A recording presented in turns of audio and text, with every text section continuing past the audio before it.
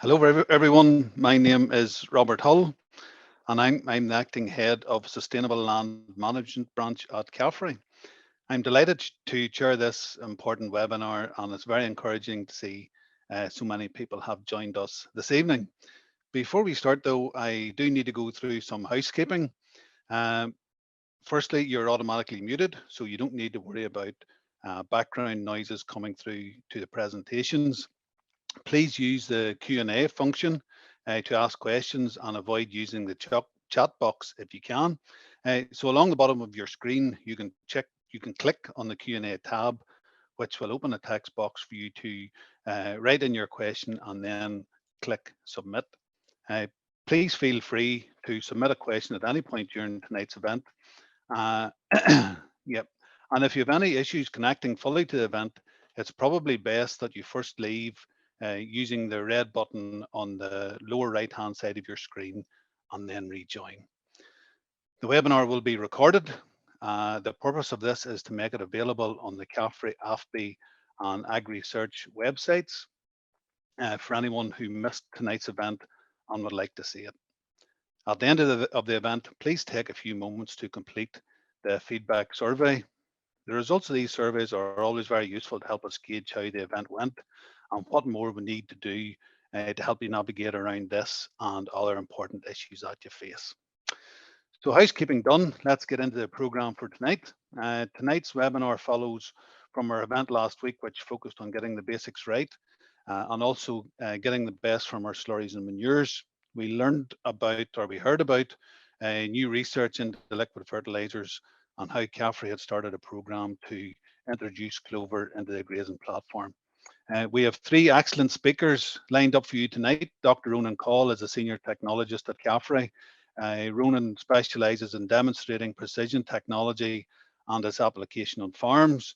Ronan will focus on the role of technology to allow us to apply nutrients as efficiently as possible. Richard Kane is a technology demonstration farmer from County Down. Richard will describe the journey his own farm has been on to improve nutrient use efficiency. Richard will demonstrate the innovative approach that he has taken around the precision application of nutrients and lime. Our final speaker, Ciaran Hamill, is a senior beef and sheep advisor based in Armagh.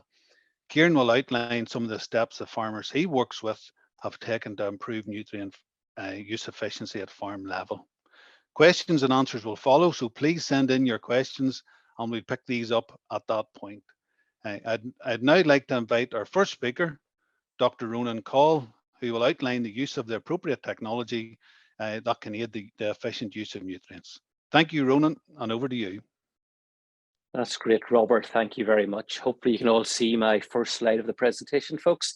So as Robert said, my name's Ronan Coll and I'm an IT technologist based up in Greenmount College in Antrim. And the purpose of the presentation tonight is to give you sort of an overview of some of the more innovative technologies that we are looking at on the college, either directly on our farms or through our network of technology demonstration farmers, and just hopefully give you an idea of the wide breadth and scope of technologies that are available that can be used to make more efficient use of nutrients on your farm to grow crops. But before we look at the technologies in particular, just to give you a little bit of background as to how these technologies will fit in, because I'm sure if you tuned in last week, you would have heard our speakers talk about nutrient management and nutrient planning. Because the purpose of the business obviously is to grow a crop, a grass crop for grazing or for harvesting or even an arable crop. And that crop will be underpinned by the soil that's used to grow the crop. And so the farmer's job in this is to understand exactly what is required to be produced on the farm. So you'll have various targets, grass yield targets, grass quality targets, looking at livestock production, live weight gains, milk production, milk quality production, etc. So every business will know what they expect from their farm, what they expect from the land in terms of output and product. But of course, to get that nutrient plan correct or to get it balanced, it will have to come with the associated inputs to ensure that the appropriate levels of chemical fertilizers, organic fertilizers, or others can be applied to meet the needs. And of course, all of this then is underpinned by good quality soil, and the soil health is an important aspect to ensure you get that crop production optimized. So aspects such as the pH of the soil or the residual nutrients in the soil, it's important to understand what your soil is capable of. And really the job is to get that balance right. So once you understand what you need the ground or the soil to produce, the land to produce for you, then you can balance that with the appropriate inputs. Oversupplying the inputs will put a financial load on the business that's unnecessary. Oversupplying inputs puts an environmental load on the farm, again, which is unnecessary. And likewise, not producing sufficient outputs from your ground also causes difficulties and problems. So we need to get this balance right. So how do the various technologies fit in to make that job a little bit easier and a little bit more effective for you as the business owner? Well, what we're going to do is break it down into different types of technologies. We'll look at sort of technologies that can help manage your inputs, how you can put product onto the ground effectively. What's probably just as important is monitoring exactly what impact that has got, and monitoring the outputs from the ground and seeing what actually is being produced, and is it matching the needs and requirements and the expectation. And of course, as we said, it's important to understand the soil health and make sure it's optimized for production, because without optimal soil health or soil health conditions, it can be difficult to get that ultimate efficient use of the nutrients that you're applying to the ground. And that's what this is about. This is about making that as efficient and nutrient efficient as possible. So we'll start from the ground up, start at the soil. And in terms of soil health, the fundamentals are well understood. And for many farm businesses, the fundamentals are the starting point to understand your soil health by means of a soil testing program. And for most of us, that'll be a whole field testing program where you'll have an understanding about the health of your field as a whole, and then treat the field as a whole as required. But you'll find in some cases in particular, you'll hear from Richard Kane later on after I finish my presentation, how understanding the variation across the field can also be useful to get that ultimate level of optimization, because fields are not always standard, or there will be variation in pH, variation in underlying nutrients. And if you've got the ability then to treat those variations, it avoids having to apply blanket treatments to fields, particularly large fields, which is not the most efficient use of those treatments. And a GPS-based soil sampling program will simply take any of your fields, break them up into sectors or zones. It allows you to analyze individual portions, and the soil analyzing company then can give you various prescription maps and zonation maps back to show you where the variation lies across your field. And then if you've got the ability to treat or manage that variation, it's certainly a much more efficient way to apply product, particularly in the case of lime, onto the field. And that's where we see our next technology in terms of managing the soil health, is this idea of a variable rate application. And you'll find this sort of variable rate method, this targeted application method, is a common theme across a lot of the technologies related to good nutrient management. But in the terms of applying lime, the principles are reasonably straightforward. Understanding the variation in the field is important. Creating that zonation or prescription map is important. And then you can use the technology in the tractor, both GPS technology, which allows the tractor to know where it's located in the field, and a variable rate applicator on the back, which then can vary the application as required. And the prescription maps will be programmed into the tractor, so the variable rate applicator can change the rate up and down as required. And you can see it's illustrated in the little picture that as the tractor moves into the red zones, the rate will increase due to more requirement, and as the tractor moves into the green zones, the rate will decrease. So overall, the amount of product applied to the field can be reduced or optimized. And I suppose to see this maybe in more detail, we've got a little video clip here of Richard's farm, just to show you how Richard can use some of this technology on his farm. Now, as you can see, the scale of Richard's farm is fairly large and it's fairly well mechanized, so therefore it justifies sort of the investment in this kind of technology. In Richard's case, he will have the variable rate applicator connected to the tractor with GPS, both for positional information and also steerance and guidance. And then as he drives around the field, the prescription map has been programmed into the tractor. As you can see how accurate the tractor can apply the map, it ensures there's no gapping or overlapping. And even here in the headland turn as well, there's already lime applied, it automatically switches off. The tractor will make the headland turn for Richard. And then as it moves across into the bare ground again, the zonation map will decide what application rate is necessary, and it turns on automatically. And the beauty about these kind of guidance systems that Richard certainly uses, we can see here in terms of the accuracy, that up the side here, a pass was made to apply the line, and another pass was made here to the side. And we can see with the positional accuracy of the GPS system on the tractor, it leaves a gap with the exact width or bout width of his applicator. So there's no overlapping or wasted product. There's no gapping or any missed product. And as the lime's applied, he gets that accurate coverage, and the rate applied is appropriate based on the prescription maps. And the systems that Richard would use, which is quite common across a lot of these GPS controlled equipment, they use a sort of a communication method called ISOBus. And ISOBus does make it a lot more convenient for the farmer or the operator to use mixes of implements and tractors, because it's a standard system or a standard protocol or communication method that allows Richard to utilize the screens that are already built into his tractor and the buttons and the control mechanisms to control a various range of implements on the back. So the spreader is ISOBus compliant. The tractor is ISOBus compliant, so it prevents the need for any additional screens or equipment or any complexities inside the tractor while it's in operation. So it makes the process that little bit easier to perform. And then we get a field that's been treated correctly. So it's been optimized with the plan to standardize the soil conditions. And I say Richard can talk a little bit more about that when he explains in detail how this is working in practice on his farm. So that's kind of looking after the soil, so we can optimize our soil conditions effectively. So next we can take a look at the inputs actually putting product on. So we understand what outputs we require from our ground. We've got a nutrient plan put in place, so we understand the nutrients that are required to be put onto the ground to meet those output requirements. And starting with organic manures, generally organic manures, there'll be there's a lot of variation in the product. So when it comes to application rates, this is generally applied by volume rather than by composition. And you'll apply particular volumes, and based on standardized compositions for different slurry or manure types, you'll have estimates of the amount of nutrients that are being applied to the ground. But there's new technologies available, and we're trialing these at Greenmount, looking at the NIR systems from companies such as John Deere that now allow us to monitor the slurry in real time. So we can analyze the slurry in real time and get a real-time composition. So whenever the proportions of NPs or Ks varies, it's possible to vary either the speed of the tractor or vary the speed of the flow rate to ensure you get a consistent and accurate application rate based on composition rather than based on volume.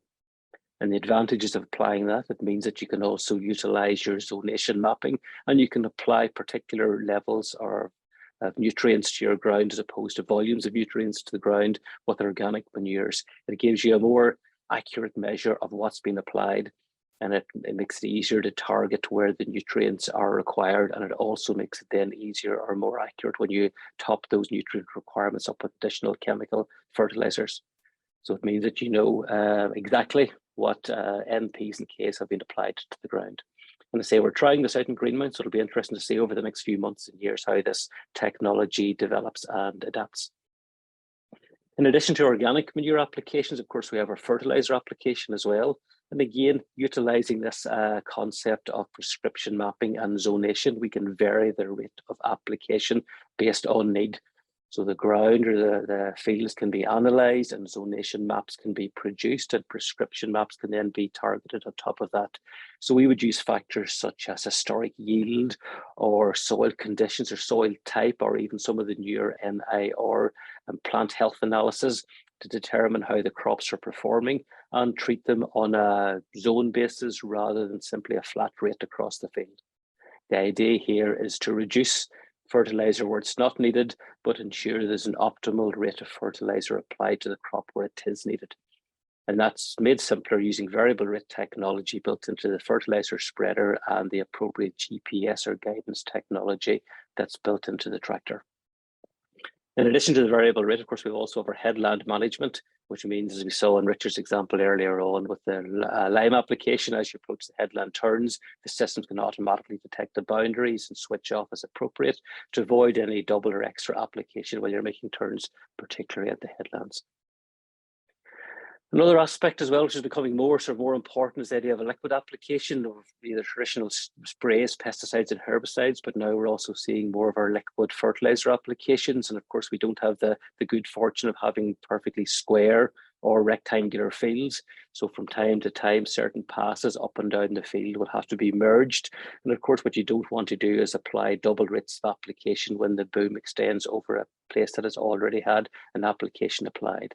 So there's technologies now such as section control, which allows the boom to gradually switch off the nozzles from the outside back to the in to allow the product not to have an over application on a merged pass. It's an interesting one, section control, because in most cases it will be used or managed through the isobus connection between the implement and the tractor, and section control as a module is one of the specific named modules in the isobus platform. So for anybody that's interested in using this kind of technology, it is important to ensure that both the tractor and the implement have the section control module enabled in their isobus implementation, because tractors can be isobus enabled without section control, and their sprayer can be isobus enabled with section control, and in such cases section control would not be available. So having an understanding about the capabilities of both the tractor and the implement will ensure that the operation works as expected.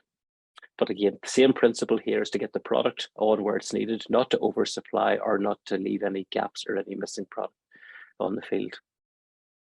Now, not all of the application methods require what I would call large-scale, capital-intensive equipment. We are looking at all scales, because not every farm business will be suitable for such equipment to be deployed on the farm. We also look at more of what we call our entry-level systems, basic guidance systems, where you've got what I call a regular tractor or a tractor without any GPS built into it or any guidance capabilities built in or steering capabilities, and maybe an implement without any variable rate or smart capabilities as well. And the purpose in this case is simply to ensure that the farmer's got the fundamentals correct, so we understand the application rate. It'll be a flat application rate across the field. And so the operator's job is to ensure he positions the tractor correctly and he travels at the appropriate speed so he gets the rate applied correctly, which sometimes can be easier said than done. But we have little boxes here, little guidance systems, which can be mounted to any tractors. They can be attached to the bonnet of a tractor.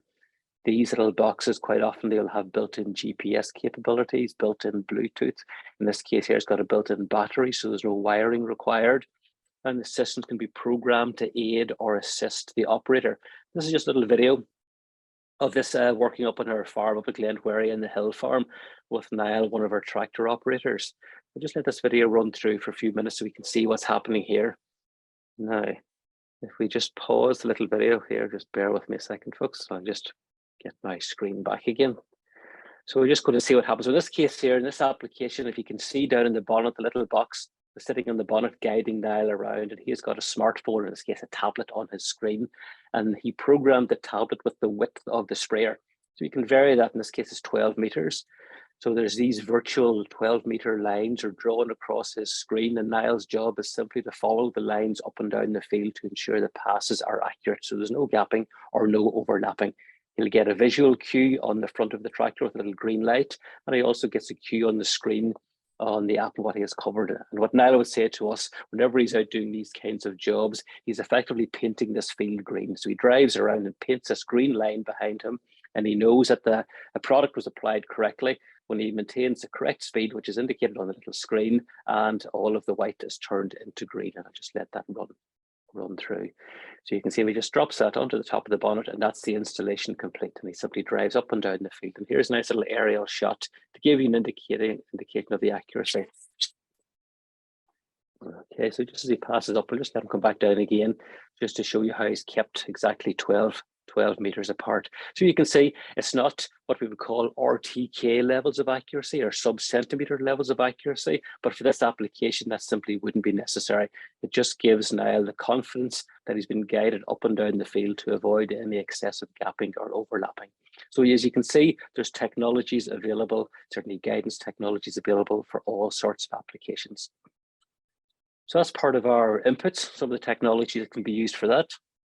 Now, in terms of the other end of the scale, which is sometimes often overlooked as the outputs, we put a nutrient plan in place.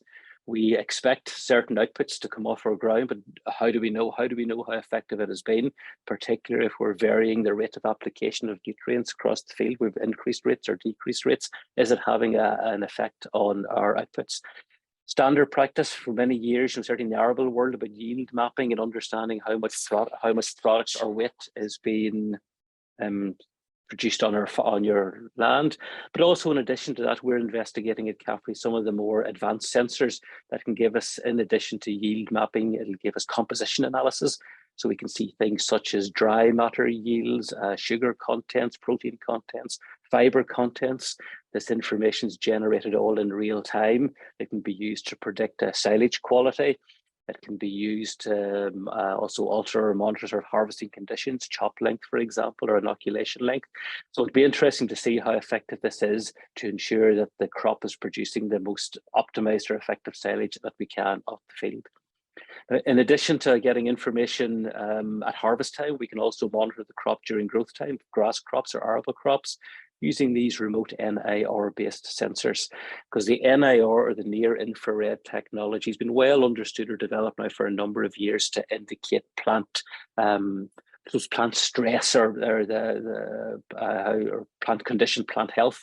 And it's possible to scan your crop quite quickly with the drones. It takes a series of pictures, it does the analysis for you, and the software can give you these sort of indices maps, where it indicates where the crop or the plant or the grass is healthy and where the grass is less healthy, to give you the grower the ability to treat that as required. And this example here is quite a nice example of sort of there's various reasons. This is a field of grass, and we can see the brighter green areas are healthy growing grass and the red areas are slightly less healthy growing grass. Now, walking through it, it's not really that obvious where the differences are, but certainly from these indices map, it is quite clear where there are issues in the field. And we can clearly see in some cases the issues are probably due to compaction, where there's a lot of vehicle traffic across the field, where you can see also where there's laneways or gates or water troughs, again, extra compaction. But this kind of data can quickly and easily be turned into zonation or prescription maps. And we're back now to our targeted treatments again. So if the issue was a nutrient deficiency issue, it's possible to zone those fields off and apply the nutrients where they're required and reduce the rate where it's not required through a variable rate applicator. So the technology is available and the information is there to the grower or the farmer to use. So as you can see, it's take some of the guesswork out of the process to give you good feedback as to how well your nutrient plan has developed. For the grazing farmer, again, we have our plate meters. It's not new technology. You know, it's important to understand the growth rates and the availability of grass when you're doing a good grazing regime, but there's smart technology available here now as well. We have our smart plate meters, which makes the process of collecting that information a little bit easier. And if anything's a little bit easier to do, it's more likely that it'll be carried out by the farmer. That's what we like to see. And the information can be picked up and transferred automatically to the various software platforms, the pasture bases, the agri-nets, etc., to produce the various wedges and all the information that's needed for a good grazing management system. These smart meters now often come with GPS built in as well to make the sort of the laying out of paddocks and paddock sizes a little bit easier, to make it a sort of a more accurate process to ensure you've got the appropriate cover for the animals coming forward. So it's just tools to make the job a little bit easier to do. And again, completing the picture on the outputs, whenever you have produced the silage, again, you've targeted the yields, you've optimized the nutrients, you've optimized the harvest using the various tools that are available. Well, you can determine how effective that has been by simply analyzing the silage. And again, these aren't new tools, but they're tools that can be part of an effective regime to ensure the efficient production of the crop and the efficient use of the nutrients to produce that crop in the first place. And we'd mentioned isobus already, not strictly a sort of an output technology, but I just wanted to highlight it again, just to make you aware of one of the issues that we see from time to time on farms that are investing in this kind of technology. Isobus is a useful standard that connects various types of makes and models of tractors and makes and models of implements together to make sure they do work together. Because what you don't want to end up with is various implements that require their own screens or their own buttons or their own control mechanisms clogging up the cab of the tractor. The ISOBus standard simplifies the whole process, where a single cable can connect the two devices and your tractor can communicate with your implement and vice versa, to make the process of deploying things such as prescription maps that little bit easier. So that kind of gives you, again, hopefully a feel for some of the sort of the range of some of the technologies that are available to the farmers out there. And say we're looking at many of these now on our CAFRE farms and on our technology demonstration farms. But maybe as a summary, just a take-home message to maybe to highlight what we're trying to get across to you when it comes to these technologies, is I suppose utmost understand your needs, your requirements. Because if you look at that balance of sort of nutrients in, outputs out, it's important to know exactly what you need or expect from your land and plan and manage that. Also, before you start looking at some of the what I call the fancier tech, the fundamentals have to be correct. You understand soil condition and soil health, understand the capability of your existing equipment, calibrating fertilizer spreaders, understanding rates and applications, etc., before you start moving into the more complex systems. And also, I suppose when it comes to technology, the word appropriate is important. Choose appropriate tools that suit the scale and size and scope of the business. So as we can see here, like there's somebody who's got their 1947 John Deere tractor, interesting bit of kit, fitted out with auto steer, telematics, full guidance systems. All these things are possible, but it's important to make sure it's an appropriate technology for the job. Okay, folks, well, thank you very much. That sort of finishes my presentation. I think maybe we'll get a chance to get some questions at the end. Hopefully you found that interesting and there's some technologies in there that might sort of whet your interest, something that you may think about adopting in the future.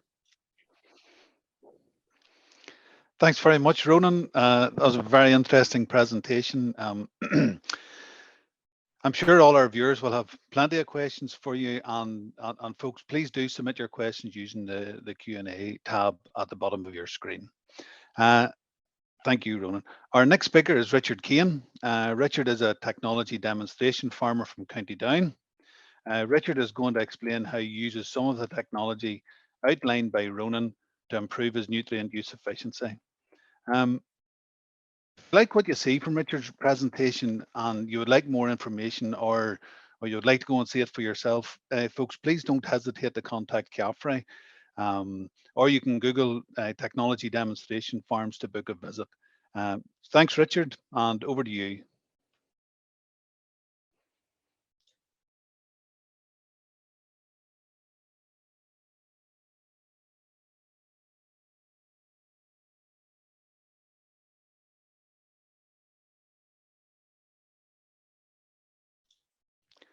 Richard, I think you might be muted. Oops, sorry, folks. Sorry about that. As was said there, my name is Richard Kane, and sometimes I'm commonly mistaken with the other Richard Kane in the north of the province. Sometimes it's to my advantage, and sometimes it's to his disadvantage. So yeah, thanks very much for the opportunity. I'm going to talk a little bit about what we're doing on our farm. As I say, we're a TDF farm, so if anybody wants to know anything more, get in contact. In terms of a little bit of background on the farm profile there, we're sort of big by Northern Ireland terms. The farm took a bit of a rise in acreage back in 2008 when we took on a long-term lease in a local estate. And in around that time, I came back from university and sort of pushed the farm on a little bit then. You can see there the sort of totals and the sort of acreage of what we're growing. We're mostly arable based. We have potatoes in the rotation there. We rent that out. We don't get involved with that. We do a little bit of contract farming. So we're just over the 1,000 acres there, but like, don't take this the wrong way. The stuff that's in my presentation here and what we're doing does apply to all scales, in my opinion. So yeah, bear with me on that one. The gist of the farm, we're mainly plough-based. I think the plough is always an expensive constant. It's something that you can rely on, and you've sort of a level playing field each year to work from. The oilseed rape now that we grow on the farm, we do min-till. It's something that we find we can get away with quite well as a min-till strategy. But yeah, the rest of it's all plough-based. From time gone by, I was told that a third of the total cost of the business are variables. I try not to cut back on those, so we're trying to operate quite a high input strategy, aiming for the higher yields. Now, it doesn't always happen. Like I say to everybody, we grow grain, we don't manufacture it, so we try our best, but we are very, very susceptible to droughts in the summertime, just where we are, particularly in our winter bodies. But we'll try our best there and always aim for a good yield. I said just beforehand, the potatoes, we use the potatoes as a break crop. Between potatoes, oilseed rape and oats are 3 breaks, and we'll always try and follow them with the winter wheat. So yeah, rotation is very much important, and I think it's back to what Ronan says, the technology that we're using is all well and good, but basic things like rotation and stuff like that still play a big part in the farm, maybe more important. We're very, very lucky we can get to use some organic manures as well. We mostly broiler litter. We use that in our spring barleys and our winter oilseed rapes. Very, very useful, particularly in this past year, 18 months of fertilizer prices. With machinery wise, we're very, very much the thoughts, get the right kit, get the job done. Sometimes kit is maybe not that expensive compared to staff, so we'll try and run a little bit over capacity, particularly in harvest equipment, because it's sometimes cheap crop insurance. So that's a wee bit about the background. I'm talking about nutrient planning tonight. So how did this all come about, and how did we get involved in it? It must have been a good while ago, maybe about the cereal challenge, which could be coming up in 10 years ago. I remember there was a very useful speaker came over from England, and one of the most important figures I took away that night was the fact that he said 500 kilos of lime is required per acre when we're using the levels of nitrogen that we had been putting on in an arable scenario. Quite often those are very, very similar to a grass scenario. So if we break that back into old terms, what my father would have been doing years ago, it's sort of 2 tons of the acre of lime every couple of years. So it wasn't far away, but it's something that sort of got me thinking, and we started thinking, should we be treating lime more as an input? You wouldn't put all your nitrogen on for 4 years in one hit. And that sort of sparked the sort of thinking, we're maybe not doing the best we could do here in terms of our managing soil health and managing nutrients. So when we started looking at everything, we thought a whole lot of things, but to be quite honest, we're not the first to be doing this type of thing, and we can learn a lot from the people across the water. So when we started to investigate everything about putting lime on yearly and all the rest, we'll come across the variable rate technology that Ronan was describing. And he described it very, very well. The idea of variable rate technology sometimes can be confused with variable speed technology. So it's the thought of actually putting on the right amount of product, the right amount of nutrient or lime on that exact part of the field. So when we started looking at that localized aspect of it, we seen quickly that it was done in other parts of the world, not that widespread here. And that's how we got into it, really. The biggest challenge was, and maybe one of the benefits was, we had the technology already in the farm in terms of variable rate applications, like our weigh cell fertilizer spinner and our GPS technologies and tractors. The only bit that we didn't have was the soil sampling aspect using GPS. So we considered a few different people, and I think maybe Fane Valley offer this now. We considered a couple of different English providers, but we decided to go with Soil, SOYL. We thought they fitted in quite well with us. Traditionally, we would have been doing an old W-shaped pattern across the field, so everybody's quite familiar with that. Take a few samples and bag them and send them away. That's nothing new. But what we did with the variable rate aspect and the GPS, we actually, in each field, we had a boundary. So you drive around the field using the app they provided. This app's called Cora. And when we drove around the field, it plotted our acreage and done all sorts of things like that. But then it gave us an option to decide what sampling aspect we wanted to do. So we went down a route of actually going 1 sample per hectare. So if you look at the little slide here, that's an 18-hectare field. And if you can imagine the intersections on the lines, at each intersection, we took 16 cores in a radius and created the sample, labeled it, and that meant that we had about 18 samples in that one 18-hectare field. Traditionally, we had been only taking 1 sample in that field, and it would have looked something like this. So back in 2018, that same field was sampled, and this was the soil analysis. So everybody's fairly familiar with this. I'll not spend too long on it. Something to keep in mind here, and you'll see on the phosphate, the phosphorus, it was a level 3.3. Now our farm would tend to have 2s and 3s of phosphate, and sort of the same on potassium. The pH, that field was actually up for getting lime that year. That's one of the reasons why it was sampled. So keep in mind this 3.3. So when we went on then in 2019, when we first implemented this GPS technology, and we done our samples, and you can see them, they're dots all over the place here. When we done it, that's actually the map that was created by soil, and that shows our variation in our pH. So we thought we were doing a good job, and if you can remember back, our average was low there, but you can see in places like there's a variation between 6 to maybe 7. Now pH is the logarithmic scale, so there's a big variation there.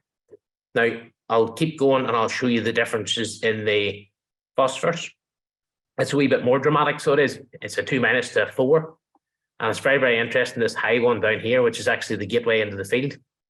So if we remember back, that was the 3- on our old W. So we've got a massive variation there. And I think as soon as we've seen the maps at this stage, we realized that we're actually doing something useful there, and we can see that maybe we weren't farming at this full potential. Potassium, it's a little bit more constant than the other ones, I felt. There was the odd outlier, this bottom right. It tended to be in along a hedgerow, so it could have been something to do with leaves and stuff. But something I should say at this point, it did promote a lot of questions on our ground, the layout of the ground, drainage and hills and the like. So it wasn't all about nutrients at this. We were able to see, why is that area bad, and maybe try and understand things that were happening there that we should have caught on otherwise. So there was added benefits to this. So when we took the soil sample, we sent it across. What do we do with them? We, under the guidance of soil, which they were very, very good, we took the samples ourselves, sent them over, and then they talked us through this online portal. To create the requirement for the crop, we used the CAFRE crop calculator beforehand, and this is basically it on a sort of strategic level. They asked us things like, what did we want to get our pH level to? We wanted to aim for a 6.7. They asked us what we wanted to get our target indices to, and I think we were all aiming for 2+. So we took the strategy with them that we wanted to better the poorer parts of the land, and obviously being in Northern Ireland, we remove all the straw, so they needed inputs like that.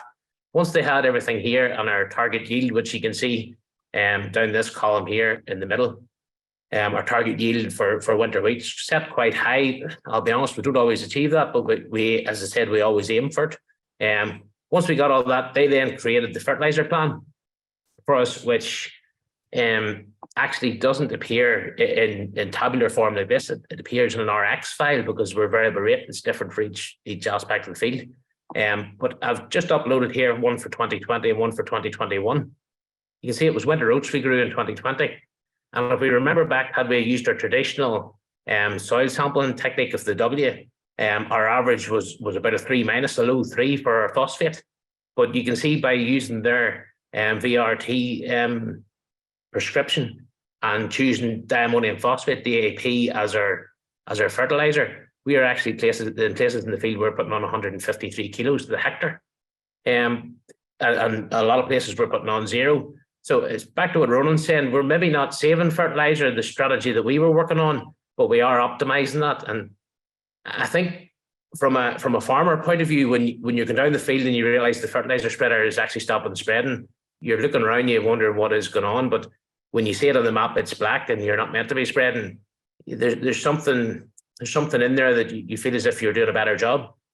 So when the RX files landed, it was very, very simple because we told them we were all John Deere technology, and we were able just to load them into the John Deere screen, which was a very seamless process. There's another couple of added benefits there from using the variable rate stuff.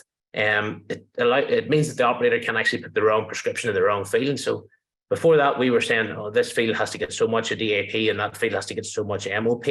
Whereas now, if the operator or myself or whoever's driving it is in the right field, and as long as they have the right stuff in the bin, the machine sets itself correctly. It knows which field it's in. So there was a couple of things there was a benefit when we moved across that we didn't realize we were going to get. And also we're recording the actual application rate, which is good in terms of an audit.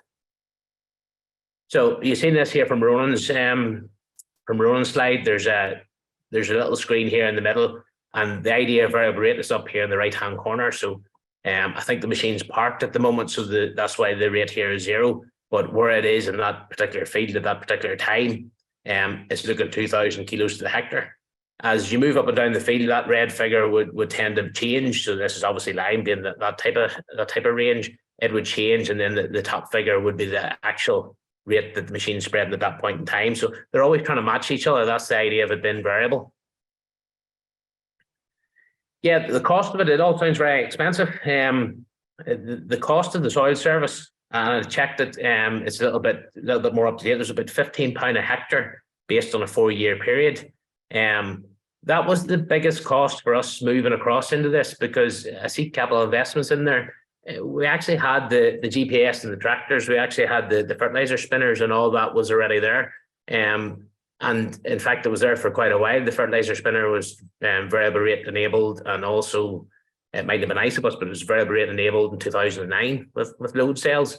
So the bit that we done, and as I say, we're not the first to do it. We just joined some of the technology together, and it was using soil. We were able to do that. Subscription fees, you can do that with the cheaper GPS systems. We don't, well, up until this year, we didn't actually use RTK, so you can cut down there a little bit. When we say savings, one of the goals was to save money, and that's what we're trying to do, and potentially reduce the chemical fertilizer applied for environmental reasons, as we're all pressured into. It's not something we've seen straight away in the first couple of years, although last year with the price of fertilizer, we were able to go to soil and say we want to adopt a little different strategy. We want to put on exactly what the crop needs, as opposed to try and build the poor areas of the field. And the reason why we did that was pure fertilizer prices. It's not a year to invest in the land. So on a very layman's terms, we were able to save 30 tonne of muriate of potash by doing this system compared to what would have done beforehand. So that in very poor maths added into a bit of a saving for us. I suppose what happens going forward, whether or not we do get the ground balanced up, we'll know better this autumn, because we're actually in our sort of another sampling year. So we'll sample the whole farm again. That's our 4 years up. It'll be nice to see some of the maps to see whether we actually did balance them up, or whether we're going to take longer than a 4-year period to do so. Profitability is always the one we're all aiming for. As I say, we grow it, we don't manufacture it. It's something I would continue to do, and I feel now that we're on the route, we'll definitely see more benefits in the future from profitability with it. So yeah, I think all the questions are at the end, and that's me, Robert.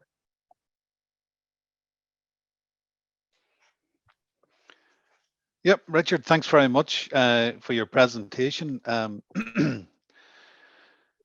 It's great to see the application of these technologies into real farm situations, and the potential paybacks that can be achieved. So thank you very much, Richard, for that. Our final speaker is Ciaran Hamill, who is a senior beef and sheep advisor based in Armagh. Ciaran is going to outline some of the steps the farmers that he works with are taking to improve their nutrient use efficiency. So thanks, Ciaran, and over to you.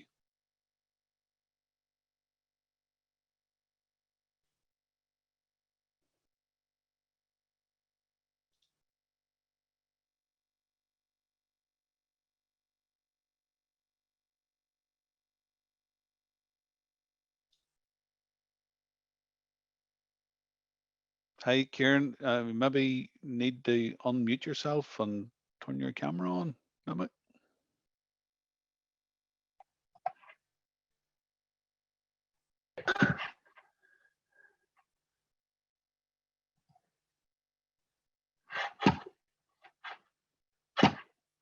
How's that, Robert? Yep, that's great, Ciaran. Thank you. Yeah. apologies, folks. Thanks. So I just want to give you a little bit of a perspective from as a beef and sheep advisor working with beef and sheep farms and take a look at that nutrient use efficiency.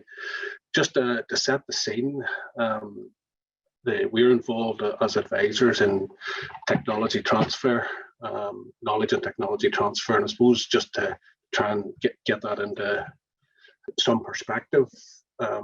And the most important thing that we're looking at on farms is just that farmers have a system that they're working with, and Richard has said a little bit about what they're doing, a very straightforward system and doing basic things, and while he was talking, I looked up the basic things that he's talking about, like rotations, were developed in the 16th century and introduced as an innovation to the UK in the 18th century. So sometimes things change, but people need to have a system that they're working to and then understand the elements that play into that system and how it works. And the most important thing then is just that measuring to manage. So, we do need to understand what we're doing, what we're trying to do. And a term that's used quite often, and both Richard and Ronan spoke about it there, about using evidence to inform decisions. And it's very important that because the same evidence may actually suggest different actions on different farms.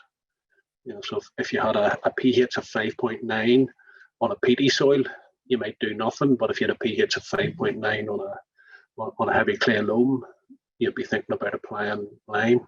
So it's important to understand that.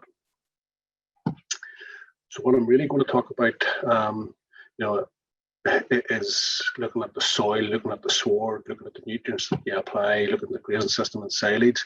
And last week, both Ciaran and Suzanne talked about the science of soil and the importance of research and some of those basics and getting the balance right. So I'm just some of what farmers are doing and how they meet those challenges, and touch briefly on the points given there. But an important point, is that a lot of the buzzword strategies are ammonia strategies, sustainability, and all the environmental concerns, and looking at nutrient use efficiency. But they're all directly linked, in my opinion, to profit. So all that we're talking about is good practice, and nothing that makes anything that makes a farm more viable economically will also tick all the boxes around nutrient efficiency, nitrogen efficiency, carbon dioxide, ammonia, whatever. So it's important that we understand that. We look at the technologies, and if you're going to be innovative, all you're doing is introducing something new. And across some of the technology demonstrations, if you've been on the technology demonstration farms, but I added a couple to it that are important. And if you're going to be a soil scientist, the most important tool you'll have is a spade. If you want to understand what's in the soil, you need to have a spade. And for a lot of people, the innovation on this, I think, from visiting farms, that would be most important on a farm is getting an electric fencer. But a lot of the farmers we are using all those other innovations, like using the grass measuring, doing soil analysis, using the low emission slurry spreading technology. And it's important to do that and to do it well.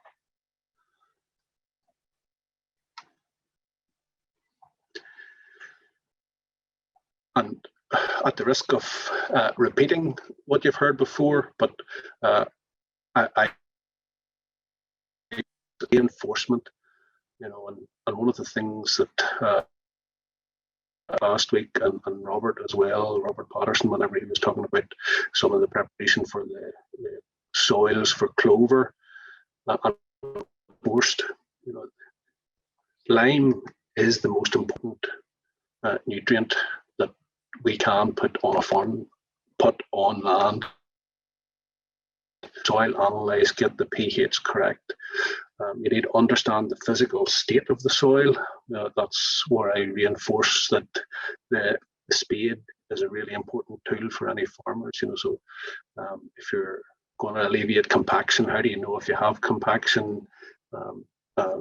If you understand what type of soil you have, you can make a better plan for what you're going to do with it. And you have to understand the level of variation, and Richard has talked about, we can talk about variation between regions, between farms, between fields on the same farm. As Richard has said, you're looking at variation within areas, or in areas within a field. So unless you've actually got out and had to go with the spade and done your soil sampling, you don't understand the variation, and then you're not going to be able to manage that variation and apply it. And that's what we're about trying to do with the farms that we are working with. And if you're going to manage inputs, offtakes, how are you going to, what source is your inputs, and how much do you target and how much do you need? And some of the work that we do is about trying to manage that. So again, I understand that that's quite a busy slide, but we're just looking at the process. Look at understanding the physical soil, understanding the chemical properties of the soil, understanding what nutrients you need to apply. So you have to know what's there, and what crop you're growing, how you're able to manage that. So if we're looking at doing field-specific plans, for example, with the CAFRE nutrient calculator, or doing the end calculator. For example, we were working with the farm and looking there if a person has nitrogen loading of 142 kilograms of nitrogen per hectare, and we're quite able to import some dairy cow slurry or some digestate or pig slurry, all of which are very valuable nutrients, as I'll mention later on. But if you're at 165, maybe it mightn't be such a good idea. If you're at 190, again, a whole new decision to do that. But just using the technology and understanding what that's doing, and following a relatively simple process. And again, that's part of what we're doing with all of the business development groups and some of the calculators that are online, just to help farmers understand, how to manage that, where to get the nutrients, what the right source is, what rate they should be applied, and then we can talk about what time to apply it, and even using the technology that Ronan and Richard outlined, whereabouts in the field can you place those nutrients if you're not just going to do a blanket application. So you can get the soil right, and that's important, but we want to grow something, and Richard's growing grain to sell, as he says, not manufacturing it. We're not manufacturing beef, but we're growing grass to make beef or lamb to sell.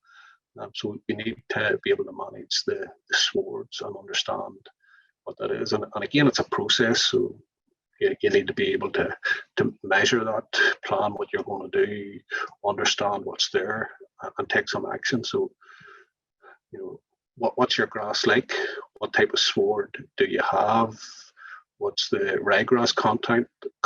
What's the clover content? When was the last time it was reseeded? Is the sward consistent across the field?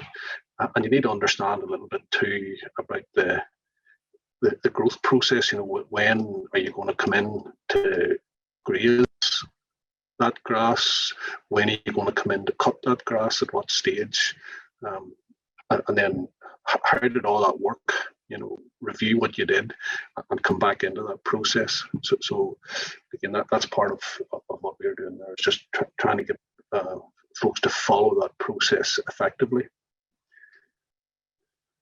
And it's not just grass. It's relatively straightforward. Like clover on some farms, multi-species swards, and different combinations of multi-species, whether it's a 6 species or a 12 species. But you need to remember that just grass and white clover, or 3 varieties of grass and 2 varieties of clover, is a multi-species sward. Just like lucerne or redstart, kale, all brassica. And those can be a good break crop even in an arable rotation.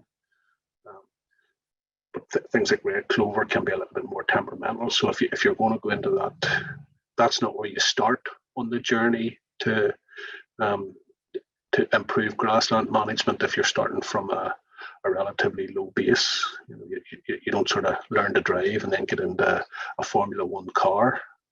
So there's no point in starting with trying to manage sort of high maintenance multi-species swards. So one of the important things is reseeding, and plenty of ways to do that. And again, looking at that one, whether it's a full plough and reseed, different ways to get the seed into the ground. But do you need to measure? So what's your stocking rate? What's the sward like? How many animals you want to feed? Have you measured the fields? And we'll mention that again when we come back to it. But getting the reseeding done effectively, it doesn't always. I know Robert outlined last week some of the things that hadn't gone so well when they were looking at the clover, get the clover into the dairy products. The one farmer we worked with was looking at reseeding, so spraying off and stitching in using the Moore Unidrill type seeder. Sown in April last year, beginning of April, for 5 weeks. I basically had to buy and rebuy the seed and reseed it. But the silage was cut off that particular field at the end of April, which turned into 73 D value silage. So you have to take advantage of, or you have to understand how to deal with it if things go wrong. So those are examples of what some farmers out there are doing and doing a good job. Grazing is important into money. And the best way to turn it into money is to use as much of it as possible to allow animals to grow. And if you're looking at this slide, you can put the animals set stocked. But if you're looking down here, set 50% utilization, whereas a paddock is 80% utilization. So you're going to grow more grass using roughly the same nutrients. And if you look over here, 92% increase, so almost double the usable grass from a rotation system. Now you will need to have some investment in the infrastructure for that, but that's what the science is telling us. That you can almost double the amount of grass you use just by introducing a good paddock grazing system. Again, if you look at something that Francis Lively had shown us last year, from the research done at AFBI, looking there at animal production by just going to daily paddocks. So instead of just a 3-day paddock, going to a daily paddock and actually increasing grass utilization by 90% and animal production per hectare by 33%. So it's not just me thinking that this is a really good idea. There's good science to back up in terms of numbers what we're doing. And you can increase frequency right up to 12 hours if you want. Having said that, you have to consider there'll be a labour demand from that, and there'll be a demand in terms of cost for the infrastructure. But there are benefits there. So paddock grazing, you're going to get a higher production, you're going to get higher stocking rates. It might help in extending the grazing season, but you will have slightly more cost. You do need more skill, and you're going to have to do a bit more measuring to make that work. But the benefits are.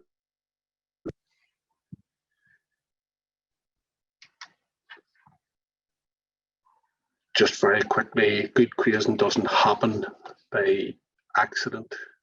It does take a lot of effort. So it does work the way it should, but it's important and it does work. So get the paddock size right for the numbers of cattle you have, get and the stocking rate. So for example, do you need a 0.6 or a 1? What size? Numbers of animals. Are you going to graze 90 head in one batch, or are you going to graze 20 head of beef cattle in one batch? in one batch. And those things are relative.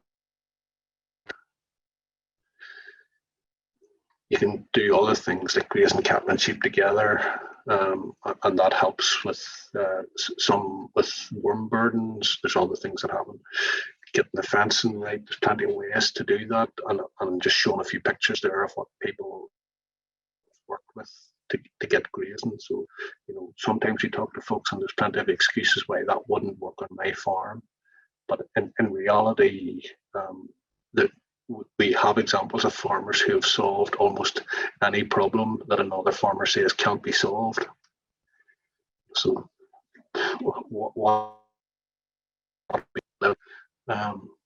in lots of ways, this is one that the top right, they're one that I saw on a farm in Missouri, and the rest of them are all from farms that we have worked with.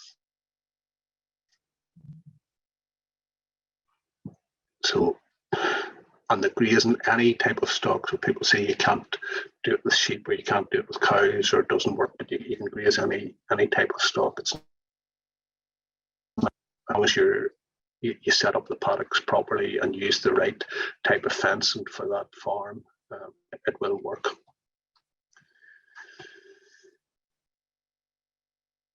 One of the advantages of paddock grazing was saying that it helps being able to extend the grazing season at both shoulders early in the autumn or early in the spring and later in the autumn.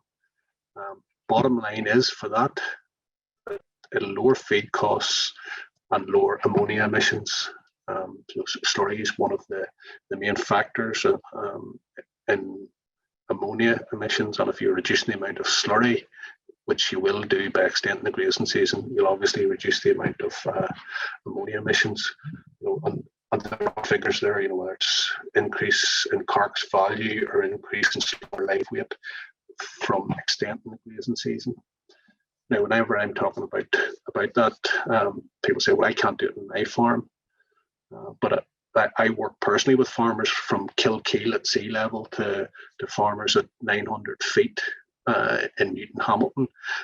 And, you won't be putting cattle out in Newton Hamilton in February, but if they can get out a little bit earlier, it helps. So you have to tailor that message to where you are. But the bottom line is there's very few people who can't get animals out a little bit earlier or keep them out a little bit later, just with managing and that. Some examples from farms. I borrowed that slide from one of the technology demonstration farms. So you're looking at a farm in Pomeroy at 700 feet above sea level on relatively heavy ground. And the most important bit of that slide is sort of the figures there.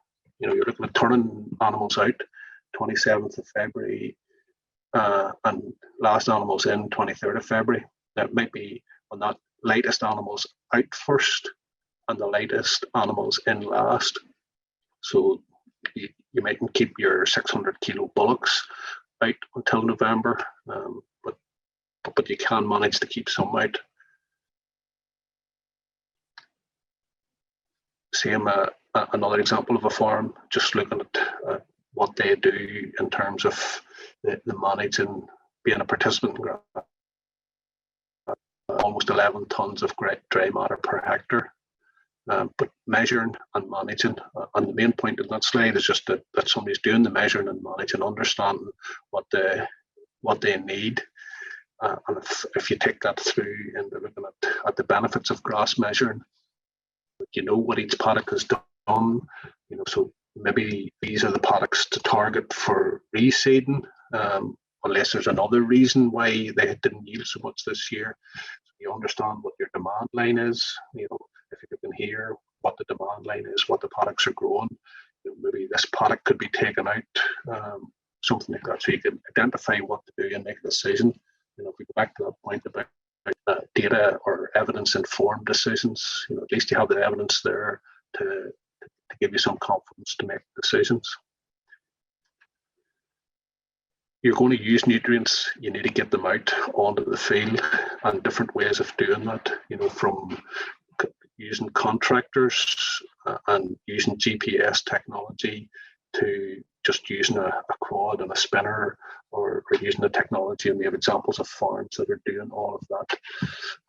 Some of the questions, I find sometimes my job is about answers. So when we ask folks, when was the last time you calibrated your fertilizer spinner? Not that many have done it very recently. And we start looking at how often should you sow. Can you actually sow a 2-acre paddock or a 5-acre field? Is it worth putting the spinner on for that? And an important question that we find for a lot of folks is, is there a contractor locally that has the equipment? You mightn't have the money to buy all the equipment that Richard has, but there's a contractor most likely beside you that does have it, and at the price that most contractors charge for putting out fertilizer. In my opinion, that's the best way that most farms could improve a contractor to do it properly for them.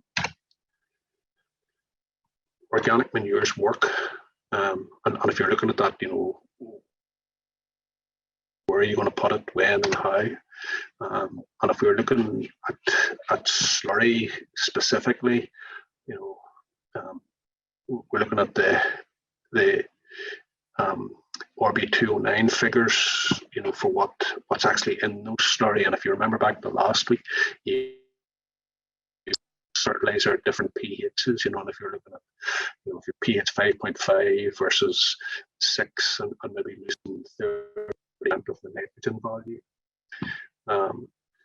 So that we would use those figures as the basis for planning, and it can be, so the units probably mean more to most folks, the units per 1,000 gallons.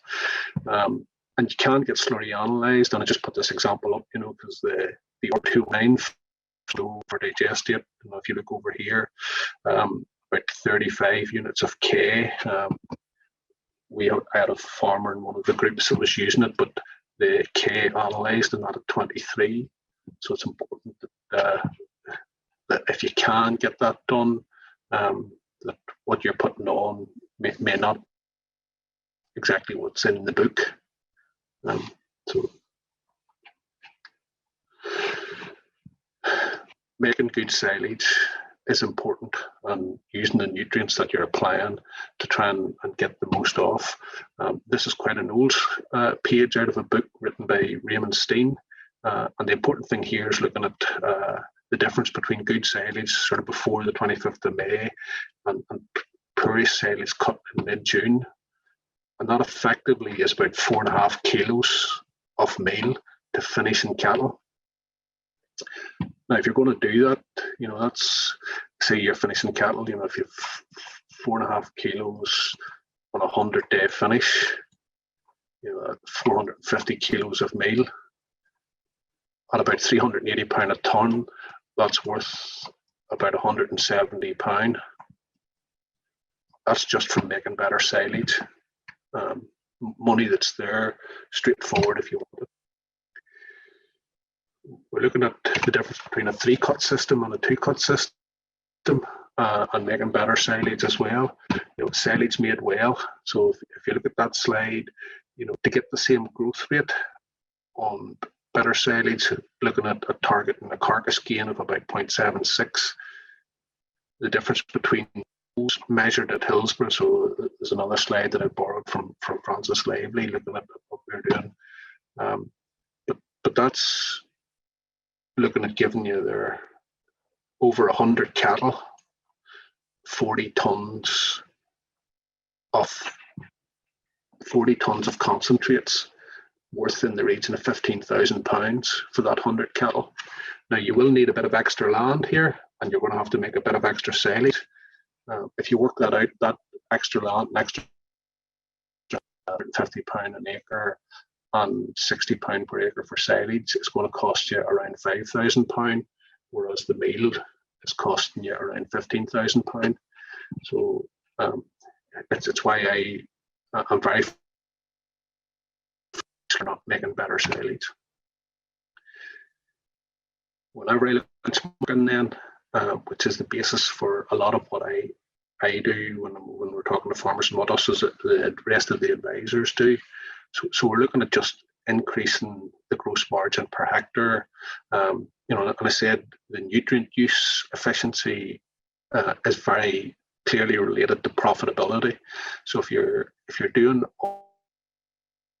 using nutrients better, being able to grow grass more efficiently and use it effectively, then you can increase stocking rate, and that's going to increase profitability. You can do that on the graph on the left, you know, looking at reducing concentrates per head. An example of a farm, you know, sort of going from almost a ton on a calf to beef enterprise, 1 ton per head, down to below 500 kilos a head, just by grass and getting more of the growth from grass. You know, and that's important. That's really the basis of what we're doing and why we're doing it. So the summary for me is that you need to pay attention to grass. That's what we're about, and the nutrients that grow grass. Ensure that you put on the right amount of nutrients for the grass that you want to grow. You need to pay attention to what's on above and below the soil. Get the spade out, see what's measuring and managing. There's no excuse for not making better silage, and use the technology that's appropriate. You know, whether it's at the very basic level, ban either yourself or the tractor that you use that Richard's talking about on that farm, and there's everything in between. In terms of a summary for me of all of the presentations, you know, if we look back to last week and what Ciaran and Suzanne were saying, I think it's very important that there's a whole range of products that can be used out there, and they need to be used in the way they were designed to be used, you know, and that needs to be backed by evidence. We can't trust and focus on the science, and I understand that the science isn't perfect in that, and there's still a lot of research to be done, and it doesn't answer all the questions. Change, but it's there, and there is a lot of science to back up what all of the speakers have said, and the numbers to show that it does. You know, Suzanne reinforced the value of having verifiable results to base the decisions on, and the products that you use, and if you use them effectively. You know, but I suppose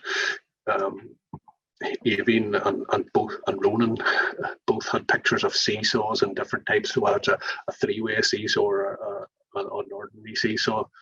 But you know, if you're going to have a profitable enterprise, there's an awful lot of other things to balance up there to make sure that that works properly. You know, and Richard's looking at the technology that can help him balance all of the inputs effectively at farm level to try and make that best use of the nutrients. And in reality, you know, if you're going to have a profitable enterprise, you're going to have to balance a lot more than just what's happening in the soil and the grassland or the crops that you grow to make sure that you actually make a profit. But if you do that properly, you know, and you do use the nutrients effectively, there is the potential it's not just the potential, it will be good for the environment, and it will be good for you. Thank you.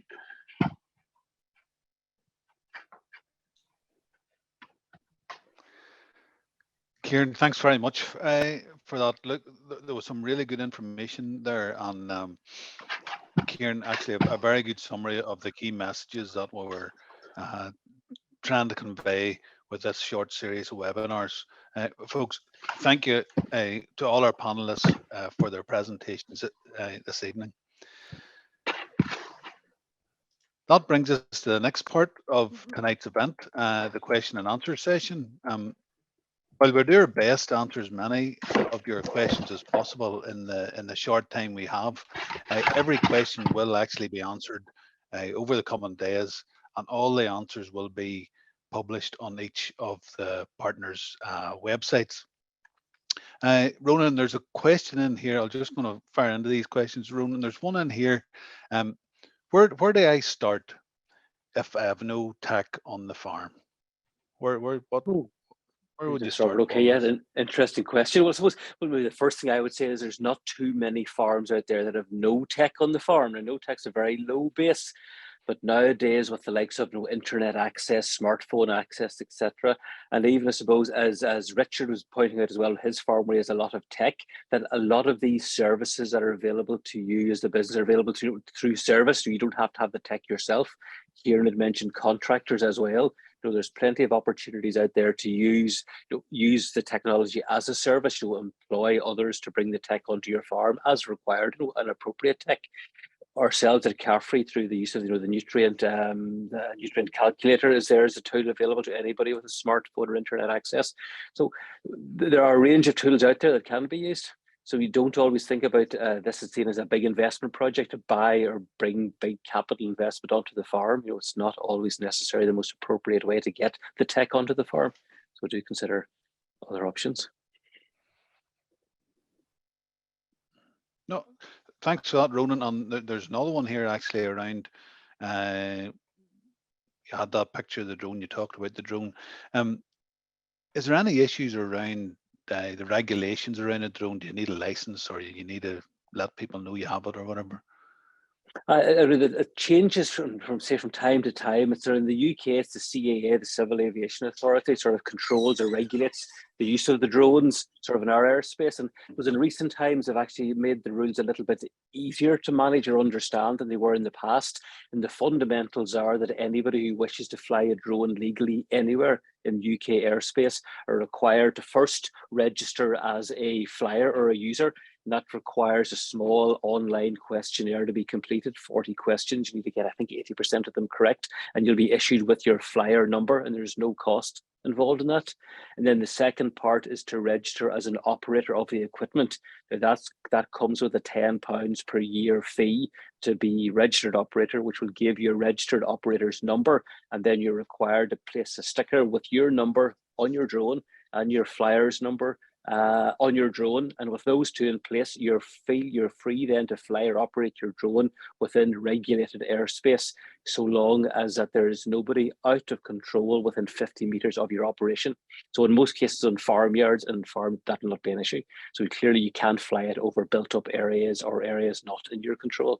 But so the summary is, get yourself a flight license, which is free online, get yourself registered as an operator, put the sticker and the number on your drone, and fly correctly based on the guidelines available on the Civil Aviation Authority's website. There you are, Ronan. Yep. So there's more to it than opening the box and switching it on. So yep, that's really good info. Richard, there's one here. A question has come in around spotting the difference in the fields where you're trying to match up your nutrient application with your soil analysis. And the question is, could you have spotted the difference in the field by eye? And would that difference have matched the maps? And is there any other way, I suppose, that you've seen? You talked about the next set of analysis coming in, but have you anything to indicate up to this point that what you're doing is working? Have you any early indicators, I suppose? Yeah, thanks, Robert. I suppose it's always hard to say whether you're doing good or bad at farming until you hit a good year or a bad year. A guy said there recently, I think at the conference, a good year, you blame it on the weather, and a bad year, you blame it on something you've done. But yeah, from a farmer's point of view, a lot of it's to do with field. Now, we have no real hard figures about it, but we started in this in 2019. Straight away, I felt as though the fields were more even, and the combine and also the baler tells you that. What does mean a lot, and something that we're up again maybe in County Down more so than others, but with hills and hollows, and I think that's maybe why the land is sort of variable over the years, and that's something that I'm very, very keen to see the next set of maps to see if we've combated any of those. But to put a wee bit more weight behind it, maybe that's something we've got to look at in the future, something like yield mapping, something a wee bit more strategic. So yeah, from a farmer's point of view, I believe we're doing good, and we'll definitely keep doing it. Thanks for that, Richard. And I suppose there's another one here for you in terms of um, on your own farm. Where do you think the technology is going to go next? Yeah, so the yield map is really the proof in the pudding. So if we have an accurate yield map of what came off the areas of the field in real time when we're combining, we could overlay that and see what areas are performing better. So in theory, you would think the better parts of the fields are better. So that would be something we really want to look at. And then also again from a Northern Ireland point of view, hills and hollows and wet areas and such, variable rate seed rate is something that's on my radar. The thinking being when you get to the crown of the hill, you might need as much seed as some of the wetter areas in the field. So again, back to what Ronan's saying, technology is on farm. We have the technology and the tractors to do this, so we're only missing a very small aspect of a variable rate seed drill. And I know lots of farms out there has that. Another thing that might be useful there is variable rate nitrogen. Nitrogen is the biggest input in our farm, and it's something we're not doing variable. So yeah, there's a few options out there. Ronan maybe would know better what technology they use. But yeah, that's something we'd like to look at. Thanks, Richard. Ciaran, there's a question in. So Ronan mentioned the technology around measuring grass. If I don't have a plate meter, is there any way that I can measure grass covers on my farm and use that to, I suppose, use my nutrients more efficiently?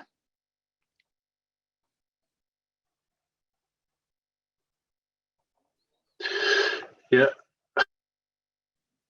just less technical than a plate meter, Robert. You can get a sword stick, which is essentially a measured ruler, and you're just looking at if you're going in grazing the somewhere between 10 and 12 centimeters, about the depth of a mobile phone, so it goes in whenever it's about that depth, and you come out it's about that depth, so it's a standing up mobile phone and a mobile phone on its side, but you can just walk around the field. If you can put a few marks on your Wellington boots at 10 centimeters or 12 centimeters and 4 or 5 or 6 centimeters when you want to come out, and if you can measure that way. If you get a little bit more experienced, to look at a field and give you within a few percentage points of error a pretty good estimate of what's on that field.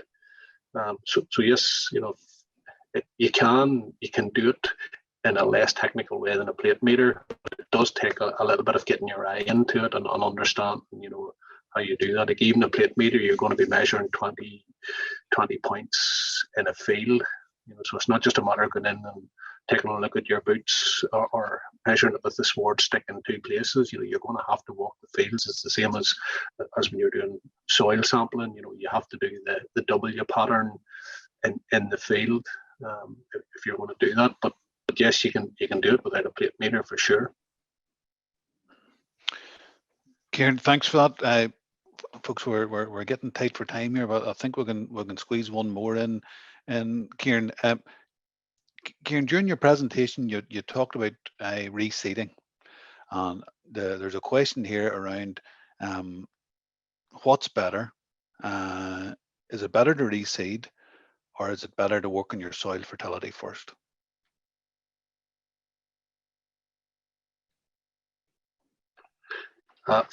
For me, I'd always say get the soil fertility right.